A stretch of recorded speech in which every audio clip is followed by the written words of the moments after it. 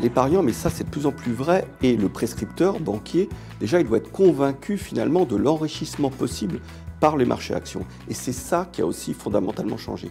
Les gens l'ont compris, que ce soit peut-être par rapport à leur retraite, par rapport au fait qu'ils s'aperçoivent finalement que dans toutes les crises, il y a des crises permanentes et malgré tout le sens de la bourse par définition, c'est cet enrichissement-là. Donc déjà c'est cette force de conviction à avoir naturellement.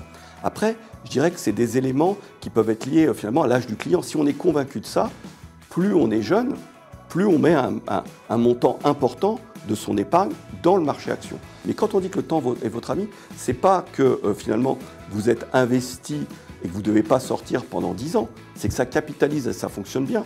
Mais si dans 3 jours, je dois vendre 1/100 ou 1/10 de mon portefeuille, je peux tout à fait le faire. Ce sont des valeurs mobilières. Et ça, c'est un avantage extrêmement important. C'est totalement liquide, donc ça c'est un avantage important. Et ce que le marché a compris, ce que les investisseurs ont compris, c'est qu'il ne faut jamais se trouver en situation de risque en cas de décrochage, d'être forcé de retirer ses billes si à un moment donné il y a un décrochage. Donc il vaut mieux mettre moins et se dire que finalement on coupe la poire en deux, si le marché décroche, on en remet, que d'être pris à la gorge en ayant trop investi et finalement craquer.